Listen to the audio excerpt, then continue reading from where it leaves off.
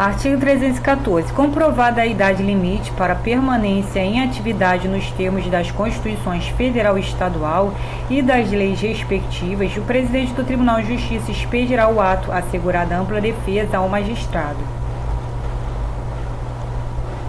Seção 4. Da aposentadoria por interesse público e remoção compulsória e da disponibilidade. Artigo 315. O magistrado será aposentado compulsoriamente por interesse público com vencimentos proporcionais ao tempo de contribuição ou serviço, conforme o caso, nas hipóteses legais. Artigo 316. Em caso de remoção compulsória, não havendo vaga, o magistrado ficará em disponibilidade até ser aproveitado na primeira que ocorrer ou designado para auxiliar em outra vara, juizado, comarca ou unidade judicial. Artigo 317. O procedimento de aposentadoria e de remoção compulsória ou de disponibilidade observará as normas do Conselho Nacional de Justiça e outras aplicáveis. Seção 5. Do aproveitamento do magistrado em disponibilidade. Artigo 318. O magistrado posto em disponibilidade em razão de processo disciplinar somente poderá pleitear o seu aproveitamento quando decorrido 2 anos do afastamento. Artigo 319. O pedido devidamente instruído e justificado com os documentos que o magistrado entender pertinentes será distribuído, quando possível, ao mesmo relator do processo disciplinar que determinou a aplicação da penalidade, que o porá em mesa para deliberar sobre o seu processamento ou indeferimento liminar, quando não fundamentado ou deficientemente instruído. Parágrafo único. Fim da instrução probatória ou realizadas as diligências requeridas ou ainda determinadas de ofício, dará o relator vista dos autos para razões ao requerente pelo prazo de 10 dias. Artigo 320. Após a leitura do relatório, o julgamento será realizado em sessão pública, tomando-se a decisão pelo voto da maioria absoluta dos membros do Tribunal Pleno. Artigo 321.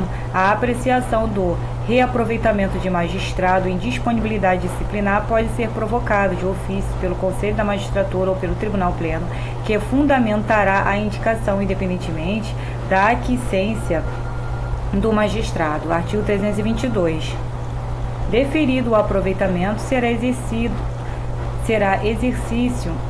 Artigo 322. Deferido o aproveitamento, será o exercício das funções precedido de exame médicos para reavaliação da capacidade física e mental do magistrado. Para primeiro, a incapacidade física ou mental atestada após a decisão concessiva do aproveitamento implicará em processo de aposentadoria por invalidez. Parágrafo 2º. O retorno à atividade judicante para a comarca, vara ou juizado da mesma entrância em que se encontrava o magistrado quando da sua disponibilidade dependerá do critério de conveniência estrita do Tribunal de Justiça. Parágrafo 3º. Na inexistência de cargo que atenda ao critério de conveniência mencionado no parágrafo anterior, ficará o magistrado em disponibilidade com vencimentos integrais ou será aproveitado como substituto a critério do tribunal em caráter temporário, ou será aproveitado como substituto a critério do tribunal em caráter temporário.